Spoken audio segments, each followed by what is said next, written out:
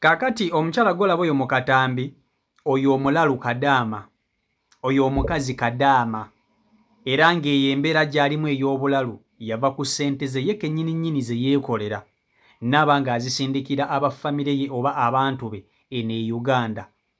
Abantu be yasindikira ssente baamuloga ne bamusuula eddalu nga ndowooza tebaagala babanje ssente oba ku kyeyo yamalayo bbanga ki oba yamalayo emyaka emeka oba yamalayo emyaka 4 oba 6 oba 7 gyonna emyaka gye yamalayo. Akasente nga bwe yali akasindika e Uganda omuntu gwe yali akasindikira yamusuula eddalu. Nannyini ssente baamusuula eddalu ng'ensonga emusuuza eddalu nga ono eyalina ssente tayagala nannyini ssente azibanje. Kwegamba ng'oli ayagala ali akasente ka munne fulaati nga teri muntu agenda kumubanja, teri muntu agenda mukubira masimu. Era munnange Kadaama ono olwava ku kyeyo omutwe gwatabuka essaawa zino alya ku kasasiro. Nga bw'omulaba awo yadde mulalu naye teyeerabira nti yaliko Kadaama, ekyo takyerabira era akyogera. Era akimanyi bulungi nnyo mu bwongo bwe nti embeera gy'alimu eyamutuusa wano yamuloga lwa ssente ze. Nakyakyogera. Abantu bazibu. Abantu bazibu. Omuntu asobola okukuloga n'akusuula eddalu n'abanga n'okuyitako akuyitako ng'akulaba ng'agamba nze ako kaali Kadaama ne kansindikira ssente nze yakasuula eddalu. Kati temwewuunya kubanga omuntu eyasuula Kadaama ono eddalu amulaba n'omulaba. Oli omuloga eyalya ssente ng'atera okusanga no Kadaama mukazi wato ng'ali ku street ali mu kulya kasasiro n'amuyitako n'amulaba. Ye n'atambula neeyongerayo n'agenda. Famire ye eri bulungi, ono entuuyo ze baamusasulamu kumusuula ddalu. Kale singa ssente baazirya ne bamulekera obulamu kubanga omuntu akusudde eddalu aba nga akusse oba ofudde automatically oba otambula naye ng'otambulanga kubanga oba tokyategeera. Oyo gw'olaba ateeka okuba nga alina abaana be yali akolerera naye abaana be kati tebakyamanyi maama waabwe gy'ali. Oluusi bamusanga n'omusanga naye nga tebasobola kumuyamba. Abantu bazibu. Abantu bazibu. Abantu bazibu. Gwakyesiga abantu mulabire ku bantu abalala. Bino mbibaleetera kubiyigiramu. Oyo Kadaama ye kennyini nnyini naye yeeyogerera akyeyogerera. Kankutuuseko akatambi k'ono Kadaama gwe baasuula eddalu owulire waliwo eyamusanze n'amuwayoko ku ssente. Vidiyo yiiyo gimpereka like. Kubuuza ebibuuzo bibiri nga sinakuwa ku ssente. Oli mulwadde? Mama kambuuze waweereza wali Kadaama n'oweereza ssente zo ne bazibba. Bangambye wali Kadaama wandi?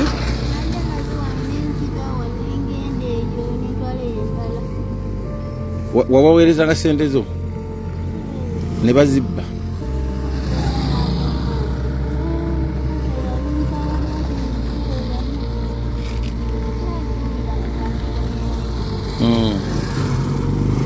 Esiteza baazitwala ssente zo ne bakuloga.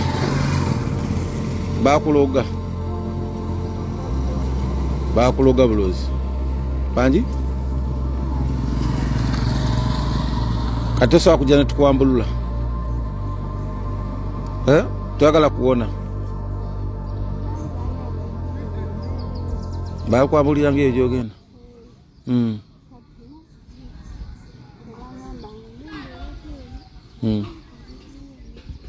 Kati wonna gye bakujjanjabira. Kale omukyala ono yali Kadaama kakati obudde buno yagwa eddalu naye nga byajja bitya ze divine era nga gegana amazima gakaawa. Kigambibwa nti omukyala ono yali Kadaama ng'aweereza ssente ze wano ekyaddondo. Abamanyi abantu be Uganda abamu batali beesu ssente ze baazirya ate ne bamala ne bamuteekamu kye tuyita science African chemistry. Omukyala ono kati yagwa eddalu era namulabye ku peegi ya mukwano gwange nembako ebibuuzo byemubuuza nga njagala tuyambe omukyala ono. Baganda bange kusingira ddala mmwe Bakadaama bangi ku mmwe balidde ssente zammwe ne muwunga oluusi ne mugwa n'eddalu.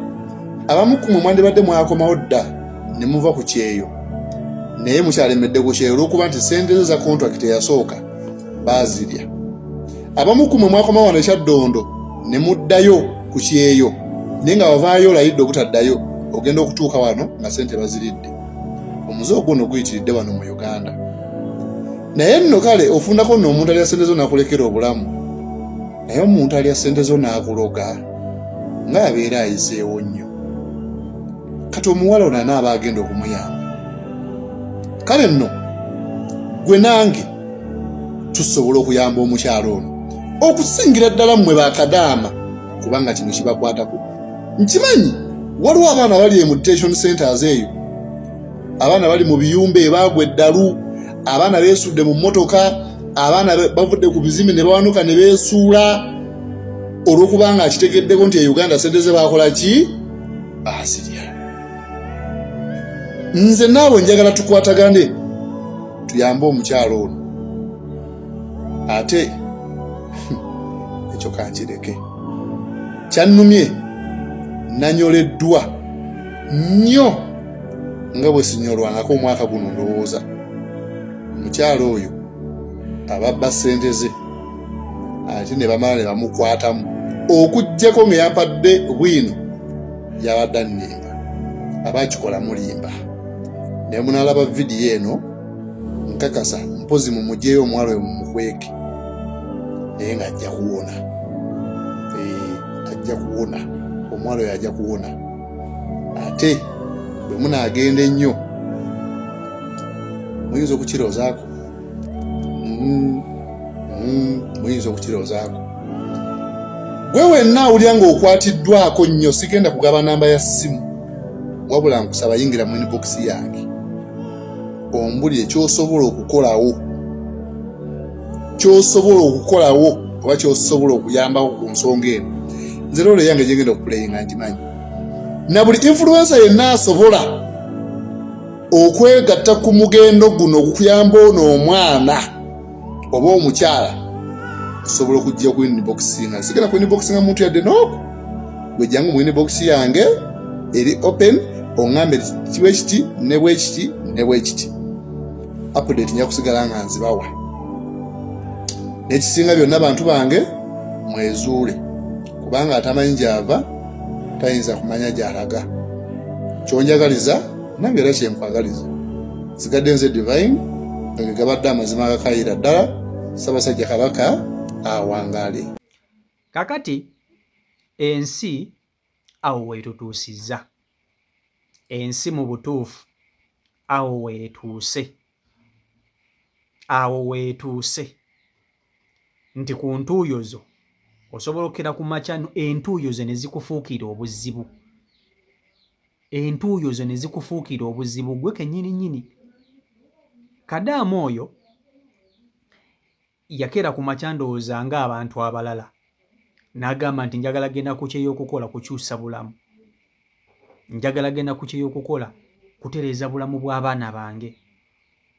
Oba okitegeera, bakadaama basinga obungi yadde mulimu abataba na baana naye ate abalina abaana abasajja baba basuulira. Kadaama n'agamba abaana bano nkoze ntya, kambatwale ewa maama ngende ku kyeyo nkole neekolerere nga bwe nkolerera n'abaana bange. Mukazi wattu ne yeeteekamu akasente n'akanoonya mu ngeri yonna. Olumu bakadaama basinga obungi bamaama baabwe batunda ku bubanja banja ng'obwo ne babateekamu akatiketi ne bagenda. Mukazi wattu n'atuuka ku kyeyo n'akola. Kyokka ekikwewuunyisa abantu banene abali e Uganda nti muba mubeesiga. Omuntu oba omwesiga n'ogamba nti awe gundi muntu wange. Naye nga ssebo omuntu asobola okukyuka mpaawo kaaga, asobola okukyuka mbagirawo n'afuuka ate mulabewo, n'afuuka ate sitaani gy'oli.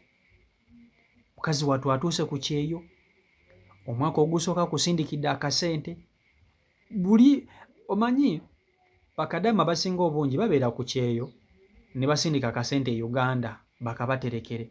Ofuna omuntu gw'okasindikira n'ogamba nti agundi kamwesigisa akasente kange kano akanterekere. Bwe nnaaba nkomyewo nja kuba ne wentandikira. ate ekikuwunyisa abantu bano bemusindikira ssente mubawaayo ne ku ssente. Bwakusabayo 2 ogamawa, bwakusabayo 10 ogimuwa. Naye ssebo olukwata ku ssente zo n'atandika ebizibu byo byonna binayagala kubimalira ku ssente zo, naye ng'ate naawe olina ebizibu ebibyo. Okitegeera ekintu ekyo? Asindisa akasente ke, omulimba nga bw'okalina, akusindisa akasente ke, omulimba nga bw'omugulidde akapoloti. Naye abantu nga babi, abantu nga babi. Gwe abantu nga babi, bannange abantu babi. Sijja kukulimba. Kadaama ono yasindikanga akasente ke Uganda. Omuntu eyagwe ke yakasindikira sijja kukulimba. Oba yali muganda we, oba yali bbaawe, oba yali mukwano gwe, oba yali kojjaawe, oba yali ssengaawe, sijja kukulimba, simanyi. Ninga Kadaama yali tasaana kusuulibwa ddalu. Ekyo kyo kyali tekisaana. Ekyo kyali tekisaana. Ago go ge mazima. Yali tasaana kusuulibwa ddalu. Sijja kukulimba. Abantu bazibu nnyo, abantu babi. Kadaama yali tasaana kusuulibwa ddalu. Omuntu olidde ssente ze, naye ate n'obulamu n'oyagala obutwale. N'oyagala obutwale. Abaana be, mukazi wattu ndowooza olwava ku kyeyo Kasaya. Omanyi bakadaama abasinga babakola bwe bati. Abeera ku kyeyo ng'abanja akasente ke, ng'omuntu gwe yakawa yakalya. Kati abantu bano babaloga. Aba yakatonnya ku kisaawe bw'ati, ng'eddalu lirinnya, ng'eddalu limukwata, taddamu kutegeera, taddamu kumanya biri ku nsi, taddamu yadde n'okumanya ebiri ku nsi mukazi wattu. Kati tamanyi oba abaana be bali ku ki, azunga buzunzi. Mukama Katonda, abantu babi, abantu babi, ate abantu bazibu. Mwegendereze nnyo abantu. Era gwe bw'oba ng'oli eyo, ng'olina abantu b'oteresa akasente obo era ng'okabawa, making sure nti omuntu oyo bw'aba akasente ke akakolamu by'oyagala, omwebaza. Omwebaza. Ne oba tomusasula nga tomuteeka ku peroolo, naye obaayo akatono k'omwebazaako, n'omwebaza ekyensusso. Mukazi watono mulalu, naye akimanyi nti yali ku kyeyo. Mulalu naye akimanyi nti baamuloga n'agwa eddalu. Mulalu naye akimanyi nti ssente ze baazirya. Ate ng'omuntu eyazirya bw'amulabako asobola okugamba nti gundi oyo yalya ssente zange.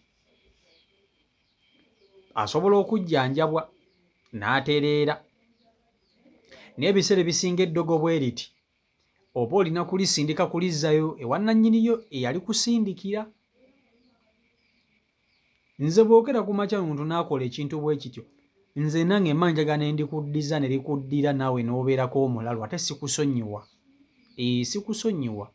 Kubanga kati ono omukazi alina Kadaama ono yalina famire, yalina abaana be. Abaana tebakyamulaba. Tebakyamulaba.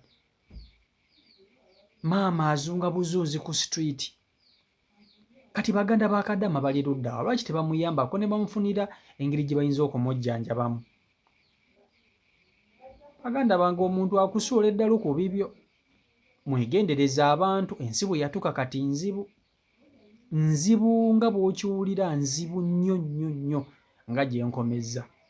So n'olwekyo bye biri ku sayidi eyo.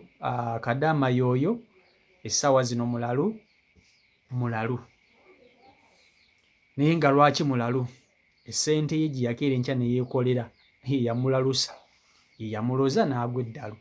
Kale CEO Michael Uganda YouTube channel kwoli, mwebale nnyo okuba nti ate mugoberera abeekumira ku mukutu, mwebale okusubscribinga sako n'okuba nti ate mufollowing. Mbaagala nnyo. Omukama Katonda bankumire, abankola obulungi obutagambika mbere bulungi. Mweraba. Peace and love.